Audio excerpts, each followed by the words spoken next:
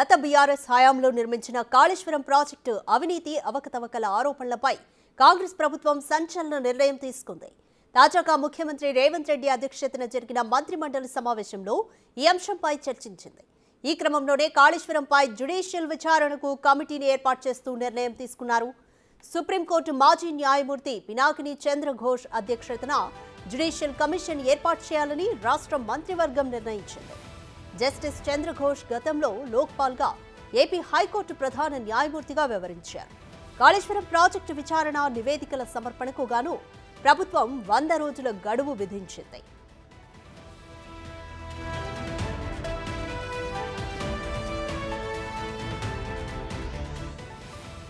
ఇక విచారణ కమిషన్ విధి విధానాల గురించి పరిశీలిస్తే కాళేశ్వరానికి సంబంధించి 9 అంశాలపై అధ్యయనం చేయాలని ప్రభుత్వం కోరినట్లుగా తెలిసింది. మేడిగడ్డ, అన్నారం, సుందిళ్ల బ్యారేజీల ప్లానింగ్, డిజైన్, నిర్మాణంలో లోపాలు, నిర్లక్ష్యంపై విచారణ, కాంట్రాక్టులు ఇవ్వడం, వాటి అమలులో ఆర్థిక క్రమశిక్షణ పాటించారా లేదా అనేది తేల్చడం, కాంట్రాక్టర్లకు ప్రయోజనం కలిగించేలా పని పూర్తయినట్లు ధృవీకరణ పత్రాలు ఇవ్వడం, బ్యాంకు గ్యారంటీల విడుదలకు కారకులైన అధికారులను గుర్తించి బాధ్యులను తేల్చడం.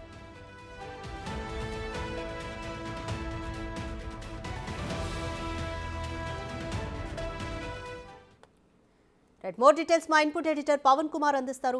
పవన్ కుమార్, ఇప్పుడే కాళేశ్వరం ప్రాజెక్టుకి ఇప్పటికే ఎన్డీఎస్సీ బృందం కూడా విచారణ జరిపించింది, నివేదికను ప్రిపేర్ చేసే అంశంలో ఉంది. అయితే ఇప్పుడు మళ్ళీ తెలంగాణ సర్కార్ జ్యుడిషియల్ విచారణకు కూడా డిమాండ్ చేసింది. ముఖ్యంగా 9 అంశాలపై నివేదిక కావాలంటూ కూడా కోరుతుంది. కంప్లీట్ డీటెయిల్స్ ఏంటి?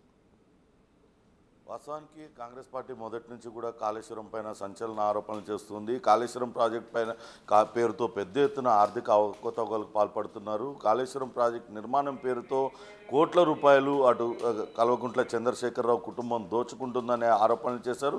అయితే ఎన్నికల సమయంలోనే అటు కాళేశ్వరం మేడిగడ్డ ప్రాజెక్టు కుంగుబాటుకు గురైంది. దాంతో అప్పుడే ఇంకా పెద్ద ఎత్తున ఆరోపణలు చేస్తూ వచ్చింది కాంగ్రెస్ పార్టీ. కేవలం డిజైనింగ్ లోపం వల్లనే ఇదంతా కూడా జరిగింది. అప్పట్లో సరైన నిర్మాణం లోపంతో పాటు డిజైన్ లోపం వల్లనే ఇదంతా కూడా జరిగిందంటూ కాంగ్రెస్ పార్టీ ఆరోపణలు చేసింది. అధికారంలోకి రాగానే దీనిపైన జ్యుడిషియల్ కమిటీ వేస్తాము, న్యాయపరమైన విచారణ జరిపిస్తామంటూ కూడా గతంలో ఎన్నికల సందర్భంగా కాంగ్రెస్ పార్టీ చెప్పింది. అధికారం చేపట్టిన తర్వాత వెంటనే దీనిపైన అటు ముఖ్యమంత్రి రేవంత్ రెడ్డి, నీటిపారుదల శాఖ మంత్రి ఉత్తమ్ కుమార్ రెడ్డి అనేక సందర్భాల్లో చెప్తూ వచ్చారు. కాళేశ్వరం ప్రాజెక్టు పైన ఖచ్చితంగా విచారణ జరిపిస్తామంటూ చెప్పారు. దీనికి సంబంధించి సిట్టింగ్ జడ్జితో విచారణ జరపడానికి ముందుగా నిర్ణయించుకున్నారు. కానీ అవకాశం లేదంటూ హైకోర్టు చెప్పడంతో ఇప్పుడు సుప్రీంకోర్టు మాజీ న్యాయమూర్తి కోల్కతాకు చెందిన పినాకిని చంద్రఘోష్, ఈయన ఉమ్మడి ఆంధ్రప్రదేశ్కు ఆయన గతంలో ప్రధాన న్యాయమూర్తిగా పనిచేశారు. ఆయనను ఇప్పుడు ఈ కమిషన్ చైర్మన్గా నియమించారు. 100 రోజులు గడువు ఇచ్చారు.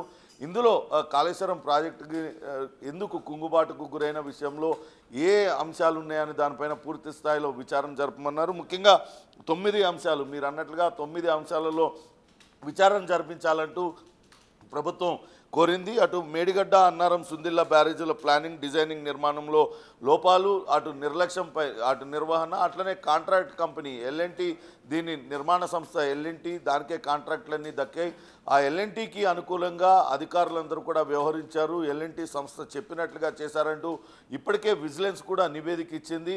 అటు నిర్మాణం పూర్తి కాకుండానే నిర్మాణం పూర్తయిందన్నట్టుగా ఒక సర్టిఫికేట్ ఇవ్వడం, తర్వాత మరొక పని ఉంది, మిగిలే ఉంది, చేయండి అంటూ వాళ్ళకి చెప్పడం, తద్వారా ఆ మెయింటెనెన్స్ టైం కూడా ల్యాప్స్ అయిపోయిన పరిస్థితి చూసాం. ఇప్పుడు అటు మేడిగడ్డ ప్రాజెక్ట్ కుంగుబాటుకు సంబంధించి రిపేర్లు పనిచేయడానికి ఎల్ఎన్టీ నిరాకరిస్తూ వస్తుంది. ఇదంతా కూడా అధికారుల నిర్లక్ష్య వైఖరి కారణంగానే ఇదంతా కూడా జరిగింది. దానికి సంబంధించిన అంశాలపైన విచారణ జరిపించాలంటూ కోరారు. అట్లనే కాంట్రాక్టర్లకు ప్రయోజనం కలిగించేలా అప్పట్లో ఉన్న అధికారులందరూ కూడా పనిచేశారు. పని పూర్తి కాకుండానే పని పూర్తయినట్లుగా ధృవీకరణ పత్రాలు ఇవ్వడంతో పాటు దాదాపుగా 1500 కోట్ల రూపాయల బ్యాంక్ గ్యారంటీలకు విడుదల చేశారు. దానికి సంబంధించి ఎవరు కారకులు, అప్పట్లో ఈఎన్సీగా పనిచేసిన వెంకటేశ్వర్లా, లేకుంటే అక్కడ కాంట్రాక్ట్ వ్యవహారాలకు సంబంధించి ఎవరు ఇదంతా కూడా చేశారు, ఎవరు ఒత్తిళ్లతో బ్యాంక్ గ్యారంటీలను రిలీజ్ చేశారు, వీటికి సంబంధించిన విచారణ జరపాలి.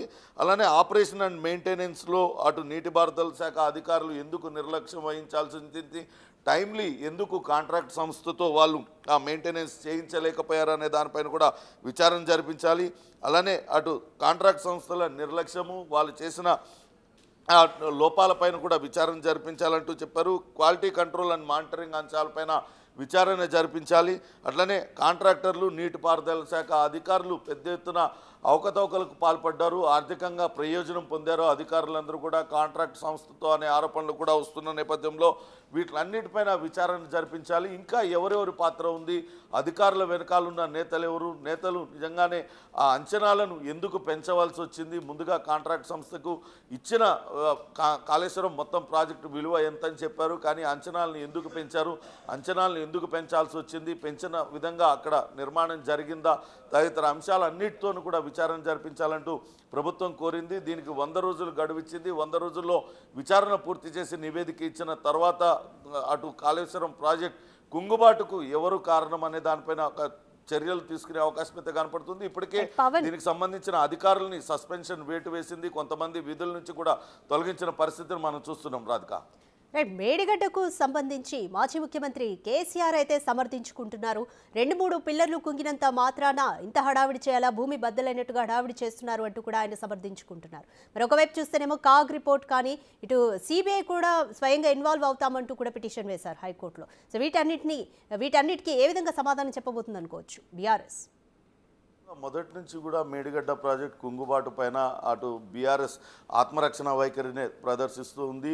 అక్కడ మొదటగా కాళేశ్వరం ప్రాజెక్టులో కుంగుబాటు జరిగినప్పుడు, మేడిగడ్డ బ్యారేజ్ కుంగినప్పుడు అక్కడేదో విద్రోహ చర్య జరిగిందంటూ 2 పోలీస్ స్టేషన్లలో ఫిర్యాదు చేయడం, ఎవరో కావాలనే కూల్చివేశారు అనే ఒక చర్చను లేవనెత్తే ప్రయత్నం అయితే బీఆర్ఎస్ చేసింది. ఆ తర్వాత అక్కడ చిన్నగా పగుళ్ళు రావడం సహజం. కాళేశ్వరం ప్రాజెక్ట్ అనేది దాదాపుగా 300 కాంపోనెంట్లు, 300 పిల్లర్లు ఉన్నాయి. అందులో 1-2 పిల్లర్లు కూలితే పెద్ద కాళేశ్వరం ప్రాజెక్ట్ అంతా కూడా కూలిపోయినట్టుగా రాద్ధాంతం చేస్తున్నారంటూ అటు అధికార పార్టీపైకి ఎదురు దాడికి దిగుతుంది. వాస్తవానికి కాళేశ్వరం ప్రాజెక్ట్ కుంగుబాటుకు గురి కాగానే నేషనల్ డ్యామ్ సేఫ్టీ అధికారులు అక్కడ పర్యటించారు.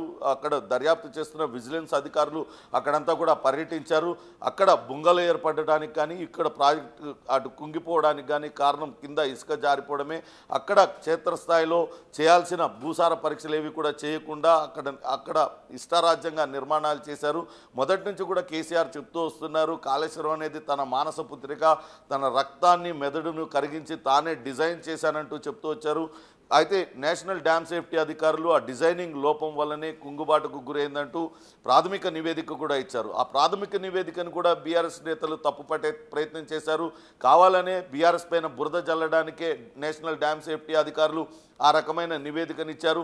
ఆ నివేదికను మీడియాకి బహిర్గతం చేశారంటూ ఎదురు దాడికి దిగే ప్రయత్నం చేస్తున్నాయి. నిన్న కరీంనగర్ సభలో కూడా మాజీ ముఖ్యమంత్రి కేసీఆర్ స్వయంగా విమర్శలు చేస్తూ ఉన్నారు. 1-2 పొల్లు ఊడితే మొత్తం ఊడగొట్టుకుంటామా అంటూ ఆయన చేస్తున్నారు. కానీ వాస్తవానికి అక్కడ ఇప్పటికే క్షేత్రస్థాయిలో ఇంజనీర్లు కావచ్చు, రకరకాల నిపుణులందరూ కూడా పరిశీలించారు. ఒకదాని తర్వాత ఒకటి ఆ పిల్లర్లన్నీ కూడా కుంగిపోవడం, ఆ డ్యామ్ అంతా కూడా కుంగిపోయే పరిస్థితి ఉంది. అది వినియోగానికి పనికిరాదంటూ వాళ్ళందరూ కూడా చెప్తున్నప్పటికీ కూడా బీఆర్ఎస్ నేతలు ఈ రకమైన విమర్శలు చేయడం కేవలం వాళ్ళు ఆత్మరక్షణ కోసమే, వాళ్ళు కప్పిపుచ్చుకోవడానికి ఈ రకమైన రాజకీయ విమర్శలు చేస్తున్నారనే చర్చ రాజకీయ వర్గాల్లో కొనసాగుతుంది.